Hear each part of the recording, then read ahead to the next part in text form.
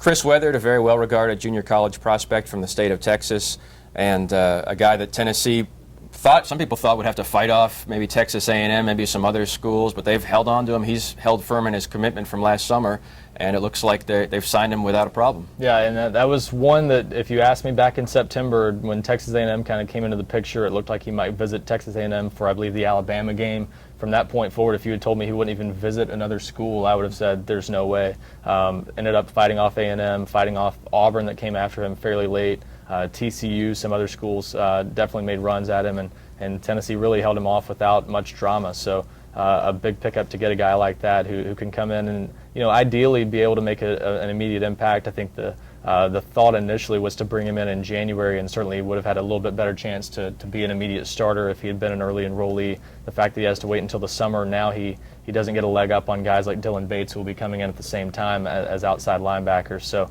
maybe that hurts his chances of starting right away, but certainly still not hard to see him coming in and having a chance to play a lot as a junior next year, in his first year at Tennessee, and then also maybe even has a chance to start still despite coming in June.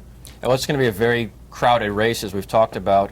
A lot of bodies, a lot of young players competing for that final spot. Because he's a junior college guy, are the expectations going to be higher for him? I think so, and I think anytime you talk about an early enrollee or a guy trying to be an early enrollee from junior college and he gets delayed, the immediate question is he still worth taking? And in this case, I think the fact that Tennessee's still signing him shows you they still think he's a guy with their needs at linebacker, both now and in the future. If nothing else, next year could end up being a starter, if not this year. So I think a guy they definitely like a lot, and someone they expect to play quite a bit of football for them over the next 2 years.